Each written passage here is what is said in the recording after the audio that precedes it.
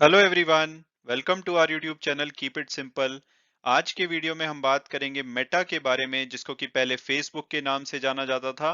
इनका शेयर 3 फरवरी को 26% तक गिरा और ऐसा होने के बाद ये यूएस की हिस्ट्री में एक दिन में सबसे ज्यादा वैल्यू लूज करने वाला शेयर बना।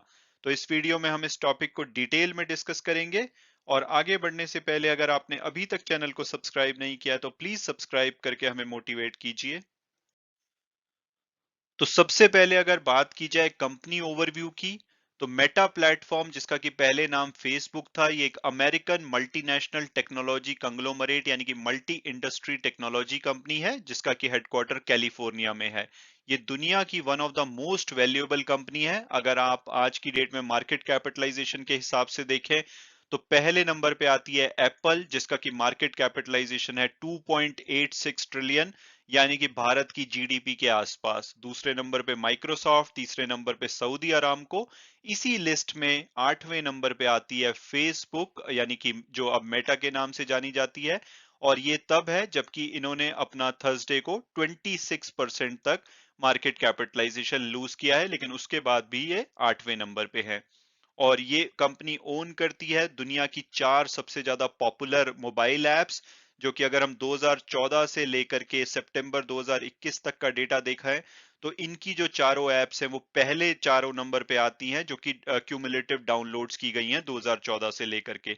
तो सबसे ऊपर है व्हाट्सएप, जिसके कि 6 बिलियन डाउनलोड्स किए गए हैं। दूसरे नंबर पे फेसबुक मैसेंजर, तीसरे नंबर पे फेसबुक ऐप और चौथे नंबर पे इंस्टाग्राम, जो कि चारों ही ओन की जाती हैं मेटा के द्वारा। और अब अगर बात की जाए लेटेस्ट अपडेट की, तो थर्सडे यानी कि 3 फरवरी को मेटा का जो शेयर है वो 26% तक गिरा और इन्होंने एक दिन में 220 बिलियन यूएस डॉलर का मार्केट कैपिटलाइजेशन लूज किया। अगर आप कंपैरिजन के लिए समझना चाहते हैं कि ये अमाउंट कितना बड़ा है, तो जो भारत की सबसे बड़ी कंपनी है रिलायंस इंडस्ट्रीज, उसका टोटल मार्केट कैपिटलाइजेशन 211 बिलियन है। यानी कि जो भारत की सबसे बड़ी कंपनी है उससे ज्यादा इन्होंने एक दिन में मार्केट वैल्यू लूज की। और इसके अलावा अगर टाटा कंसल्टेंसी सर्विसेज जो दूसरे नंबर पे है उनका 190 बिलियन के आसपास है, और तीसरे नंबर पे आता है एचडीएफसी बैंक, जिनका कि 127 बिलियन के आसपास है। तो कंपैरेटिवली आप देखेंगे कि कितना ज्यादा लॉस हुआ इनको थर्सडे को। और ऐसा करने के बाद ये एक दिन में सबसे ज्यादा मार्केट वैल्यू लूज करने वाली यूएस की कंपनी बन गई। इससे पहले ये रिकॉर्ड एप्पल के नाम था, जिन्होंने कि 180 बिलियन लूज किया था 3 सितंबर 2020 को। माइक्रोसॉफ्ट ने 178 बिलियन लूज किया था जब कोविड आया था 16 मार्च 2020 को। टेस्ला ने 140 बिलियन लूज किया था 9 नवंबर 2021 को। अमेजॉन ने इससे पहले 130 बिलियन लूज किया था 30 जुलाई 2021 को। और फेसबुक ने इससे पहले भी 121 बिलियन एक दिन में लूज किया हुआ है 26 जुलाई 2018 को। और जो इनके सीईओ है मार्क जगरबर्ग, क्योंकि वो 13% ओनरशिप ओन करते हैं मेटा में लगभग, तो इन्होंने भी एक दिन में अपनी जो इनकी वैल्यू है वो लगभग 30 बिलियन यूएस डॉलर तक कम हुई। और ऐसा करने के बाद ये second largest single day loss हो गया हिस्ट्री में इंडिविजुअल बेसिस पे। इससे पहले 35 बिलियन यूएस डॉलर का लॉस हुआ था जो दुनिया के सबसे अमीर आदमी है इलॉन मस्क, उनको नवंबर में, जब उन्होंने ट्वीट किया था कि वो अपना जो 10% का हिस्सा है टेस्ला में वो बेच देंगे, तो उसके बाद उन्हें 35 बिलियन यूएस डॉलर का लॉस हुआ था। हालांकि इलॉन मस्क की अगर वो बात की जाए तो पिछले वीक जब टेस्ला ने रिजल्ट डिक्लेयर किए थे तो उस दिन भी उन्हें 25.8 बिलियन यूएस डॉलर उन्होंने लूज किए थे। और अब अगर बात की जाए कि भाई मेटा का जो शेयर है वो 26% तक गिरा क्यों है, तो उसके कुछ कारण है। तो पहला कारण है कि जो इनके ग्लोबल डेली एवरेज यूजर हैं फेसबुक के, उसमें पहली बार गिरावट देखी गई है जब से कि कंपनी को फाउंड किया गया था 2004 में। तो उसके बाद से पहली बार इनके ग्लोबल डेली एवरेज यूजर्स गिरे हैं। तो पिछले क्वार्टर में अगर हम देखेंगे सितंबर एंड में इनके 193 करोड़ डेली एवरेज यूजर्स थे, जो कि घट के 1.929 बिलियन हो गए हैं, यानी कि 192 करोड़ 90 लाख। तो 10 लाख के आसपास इन्होंने यूजर्स को डेली एवरेज बेसिस के बेसिस पे लूज किया है।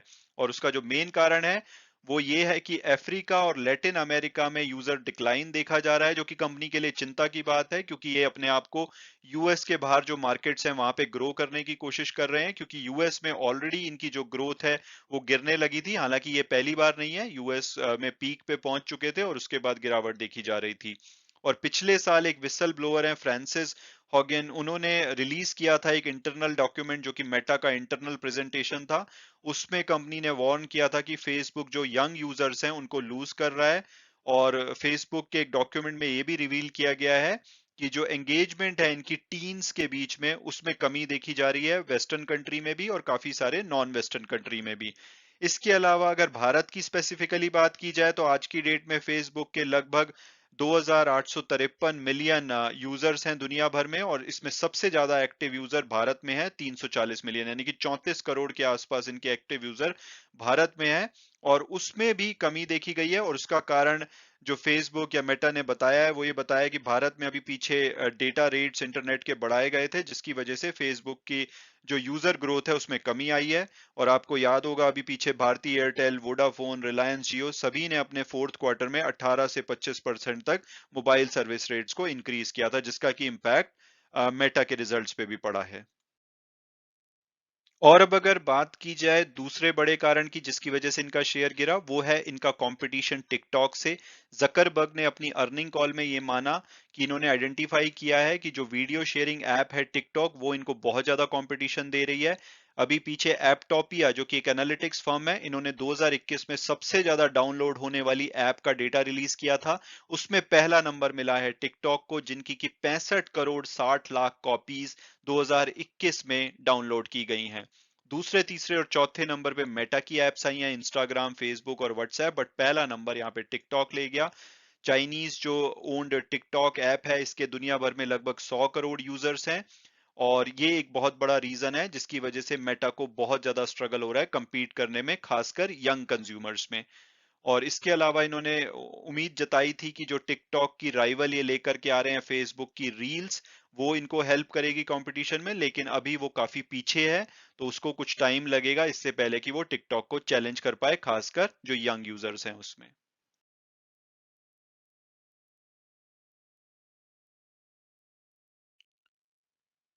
इसके अलावा अगर चौथे और आखिरी कारण की बात की जाए जिसकी वजह से इनका शेयर गिरा, वो है मेटावर्स। कंपनी का कहना है कि अभी इनको थोड़ी पेशेंस दिखानी पड़ेगी और इसमें पैसा लगेगा, इससे पहले कि ये मेटावर्स जो है लोगों की जिंदगी का पार्ट बने।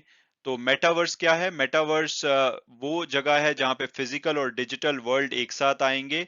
ये एक ऐसा स्पेस है जहां पे लोगों के डिजिटल जो रिप्रेजेंटेशंस होंगे, अवतार के रूप में वर्क एंड प्ले में इंटरैक्ट करेंगे, ऑफिसेज में मीटिंग करेंगे, कॉन्सर्ट में जाएंगे, इवन कपड़ों की ट्राई करेंगे। तो इस तरह से ये मेटावर्स को डेवलप कर रहे हैं। जकरबर्ग बहुत ज्यादा कन्विंस हैं कि ये टेक्नोलॉजी में सबसे बड़ी चीज होने वाली है, और इसी की वजह से इन्होंने फेसबुक का नाम भी बदल करके मेटा रखा था। लेकिन अभी इसमें कई साल लगेंगे जिससे पहले कि ये दुनिया के जो लोग हैं उनकी जिंदगी का फुल फ्लेज्ड पार्ट बनेगा।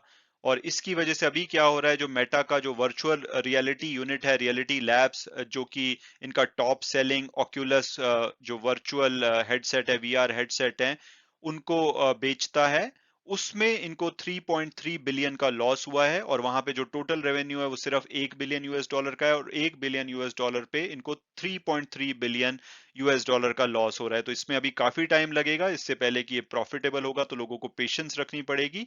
लेकिन ये जकरबर्ग का मानना है कि ये मेटा के बिजनेस फ्यूचर है, तो इसमें आने वाले टाइम में रेवेन्यू भी ग्रो होगा, हालांकि एट द सेम टाइम इसमें कॉस्ट भी बढ़ेगी।